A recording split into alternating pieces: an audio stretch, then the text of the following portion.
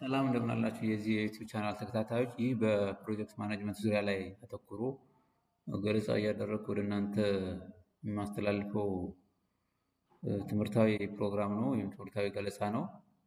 እስካሁን በርከት ያሉ ቪዲዮዎችን እንዲለቀቁ አድርጌያለሁ። ብዙዎቻችሁ ተከታትላችሁ ይሆናል ብዬ አስባለሁኝ። ቀጣይ ለመከታተል የምትፈልጉም ደስታ የጌታውን ፕሮጀክት ማኔጅመንት በሚል እየገባችሁ ቪዲዮዎችን ማየት ትችላላችሁ። በክፍል በክፍል ቅደም ተከተላቸውን ጠብቀው የተላለፉ ስለሆኑ ለመረዳትም መረጃ ለመያዝም ያገለግላችኋል እና መረጃውም ሌሎች እንዲደርስ ላይክ፣ ሼር፣ ሰብስክራይብ ማድረግን አትርሱ። ከዚህ በፊት በለቀኩት ቪዲዮ አጠቃላይ ለፕሮጀክትም ሆነ ለአክሲዮን የፋይናንሻል አማራጮች ምን ናቸው የሚለውን ግልጽ አድርጌ አስተላልፌያለሁኝ። ዛሬ ከዛ የሚቀጥለውን ገለጻ ነው የማደርገው። እንግዲህ የዛሬው ገለጻ የሚያተኩረው ለፕሮጀክታችን አንድን የፋይናንስ ድጋፍ ወይም የፋይናንስ አማራጭ ስንመርጥ ወይም ስንለይ ምንድን ናቸው መስፈርቶች የሚለውን በደንብ እናያለን ማለት ነው። ምክንያቱም ብዙ የፋይናንሻል አማራጮች ሊኖሩ ይችላሉ።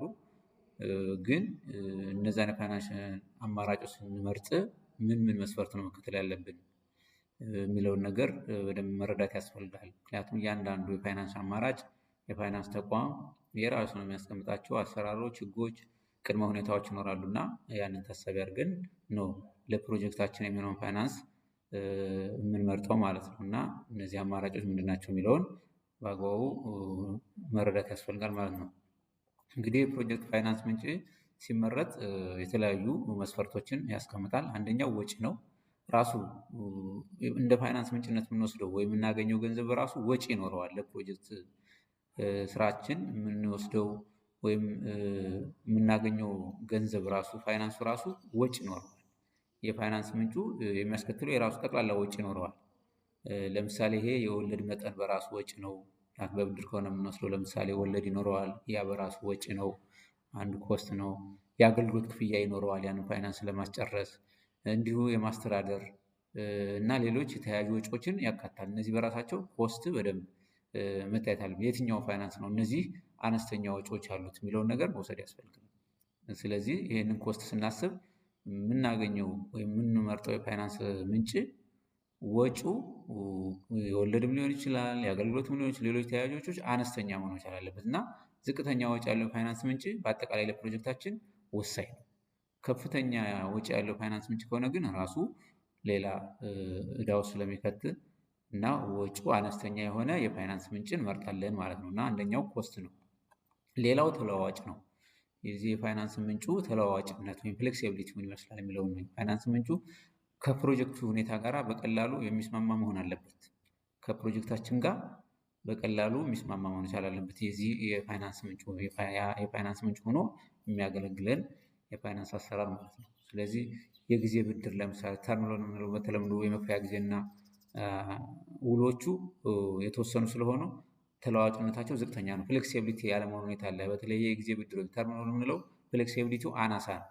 ስለዚህ አናሳ ነው ማለት የተሻለ ፍሌክሲቢሊቲ ያለው ፋይናንስ አማራጭ መምረጥ አለብን ማለት ነው። ይሄ አንዱ ወሳኝ ነው እና ተለዋዋጭነቱ ፍሌክሲቢሊቲ ወሳኝ ነው። ምክንያቱም እንደ ወቅቱ ሁኔታ ፕሮጀክቱ የሚያጋጥመውን ሲቹዌሽን እያየ አሰራሩን ፍሌክሲብል ሊያደርግ የሚችል ሊያሻሽል የሚችል የፋይናንስ አማራጭ ቢሆን የበለጠ ተመራጭነት አለው ማለት ነው። ለምሳሌ አክሲዮን ለምሳሌ እንደ ቦንድ ከፕሮጀክቱ ገንዘብ ፍላጎት ጋር በተወሰነ ደረጃ ሊስማሙ ስለሚችሉ የበለጠ ተለዋዋጭ ናቸው። እነዚህ ፍሌክሲብል የሆነ እድል ሊኖራቸው ይችላል እና እነዚህም በደንብ ማየት አስፈላጊ ነው እና ፍሌክሲቢሊቲ ወይም ተለዋዋጭነት ወሳኝ ነው። ምክንያቱም ወደፊት ዳይናሚክ ነው ሁሉ ነገር፣ ብዙ ነገር ይቀየራል በየጊዜው። ስለዚህ ያን ታሳቢ ያደረገ አሰራሩን የሚያሻሽል የወቅቱ ሁኔታ ግምት እያስገባ በዛ ልክ የሚጓዝ የፋይናንስ አማራጭ ወይም የፋይናንስ ተቋም መምረጡ ተገቢ ነው ማለት ነው። ፊክስድ የሆነ አሰራሩ ፊክስድ የሆነ ከሆነ አንድ አንሰርቴኒቲ ወይም ያልተጠበቀ ነገር ሲያጋጥመን ያንን ለማስተናገድ የምንቸገርበት ሁኔታ ስለሚኖር ተለዋዋጭነት ወይም ፍሌክሲቢሊቲ አንዱ የፋይናንስ ምንጭ ስንመርጥ እንደ አንድ መስፈርት ነው ማለት ነው። ወሳኝ ነው፣ ዋና መመዘኛ ነው ማለት ነው። ሌላው አደጋ ነው። የዚህ የፋይናንስ አደጋ እያንዳንዱ የፋይናንስ ምንጭ የራሱን አደጋ አለው። እንዲሁ ገንዘብ ዝም ብሎ ስታገኝ ሪስክ ያለው ዝም ብሎ ያለ ሪስኪ ገንዘብን ያክል ነገር ማግኘት አይቻልም። ለምሳሌ ከፍተኛ ዕዳ ከወሰድክ ትልቅ ሪስኪ ነው። ያ ከፍተኛ ዕዳ ከፍተኛ ወለድ አለው ማለት ነው። እና ያንን የመክፈል ጫናን ይጨምራል፣ የመክፈል ጫና ውስጥ ይከታል እና ይሄ በራሱ አንድ ሪስኪ ነው።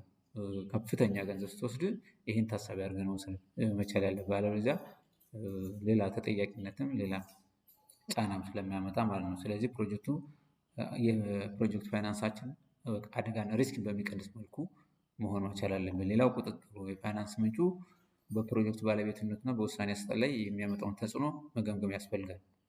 አጠቃላይ ውሳኔ በምንሰጥበት ሁኔታ ፕሮጀክቱን በተመለከተ የተለያዩ ውሳኔዎችን ስናስተላልፍ ይሄ የፋይናንስ ምንጭ ብለን የወሰድነው ምን ተጽዕኖ ሊያሳድር ይችላል፣ ምን ነገር ሊያመጣ ይችላል የሚለውንም በአግባቡ መገምገምና በደንብ ማየት ያስፈልጋል። ለምሳሌ አክሲዮን መሸጥ አዲስ ባለ አክሲዮኖች ውሳኔ ላይ ተሳትፎ ሊኖራቸው ይችላል። ብድር ግን ባለቤትነትን አይቀይርም። ለምሳሌ አክሲዮን አዳዲስ ባለ አክሲዮኖችን ጆይን እንዲያደርጉ ትችላለህ። ብድር ግን ባለቤትነቱ አይቀየርም። አንዴ አበዳሪው ነው ባለቤት ነው የሚቀጥለው የመጨረሻው ብድሩ ተከፍሎ እስኪያልቅ ድረስ ነው። ሌላው የህግና ደንባቸው፣ የፋይናንስ ምንጮቹ ወይም ፋይናንስ ተቋማቶቹ ህግና ደንብ ሩል ኤንድ ሬጉሌሽን የምንለውን እሱን በደንብ ያስፈልጋል። የፋይናንስ ምንጩን ለማግኘት የሚፈልጉ ህጋዊ መስፈርቶች፣ ደንቦቹ ምን ምን ናቸው የሚለውን ነገር በደንብ ማየት ያስፈልጋል። ህጋዊነትን መረጋገጥ አለበት። የፋይናንስ ተቋም አሰራሮቹ በደንብ ሌጋል መሆናቸውን በደንብ ማረጋገጥ ያስፈልጋል እና ይህም አንድ ትልቅ ጉዳይ ነው ማለት ነው። እነዚህ ዋስትና፣ የብድር ብቃት፣ እነዚህ የማበደር አቅም፣ እነዚህ ሁሉ የሚሰጡት ዋስትና በደንብ አብሮ መገምገም አለበት። የሪፖርት ግዴታዎች እና ሌሎች የህግ መስፈርቶችም ይካተታሉ ማለት ነው እና እነዚህም እንደ መስፈርት ይወሰዳሉ ማለት ነው። ፕሮጀክቱ እነዚህ መስፈርቶች ማሟላት የሚችል መሆኑን ከፋይናንስ ምንጭ በፊት ማረጋገጥ ያለበት፣ ፋይናንሶች ተቋሙን ከመምረጥ በፊት ማለት ነው እና እነዚህ በጣም ወሳኝ ናቸው። እንግዲህ ግን የፋይናንስ ተቋም ለፕሮጀክታችን ስንመርጥ፣ ምክንያቱም ፋይናንስ ግድ ነው። ያን ገንዘብ ያን ፕሮጀክት ለመተግበር ውጤታማ ለማድረግ በፕሮፖዛላችን መሰረት ፋይናንስ ግድ ነው። ግን ፋይናንስ ስናደርግ አማራጮቹ ምንድን ናቸው? ከአማራጮቹ ደግሞ በምን መስፈርት ነው ለያቸው የሚለውን በደንብ መውሰድ ያስፈልጋል እና ማጠቃለያ ያክል ተስማሚ የፋይናንስ ምንጭ ለመምረጥ ወጪን፣ ተለዋዋጭነትን፣ ሪስክን፣ የቁጥጥር የፋይናንስ ተቋማት ህግና ደንብን የመሳሰሉትን በደንብ ኮንሲደር ማድረግ አለብን ማለት ነው። ይሄ በጣም ወሳኝ ጉዳይ ነው። ይሄ ትልቁ ጉዳይ ነው። በዚህ መልኩ ግልጽ ሆኖ ፕሮጀክት ፕሮፖዛላችንም ይሄ መመለስ አለበት፣ ግምገማውን በዛ ልክ ማተኮር አለበት የሚለውን በደንብ እንዲተኮርበት ያስፈልጋል የሚል ገለጻ ነው ያለኝ። እንግዲህ የዛሬው ገለጻ ይህን ይመስላል። በድጋሚ ሰብስክራይብ፣ ላይክ ማድረጉን አትርሱ። ጊዜ ወስዳችሁ ሚዩት ሸር ማድረግን አትርሱ። በያላችሁበት ፈጣሪ ሰላማችሁን ያብዛላችሁ። ደህና ቆዩ።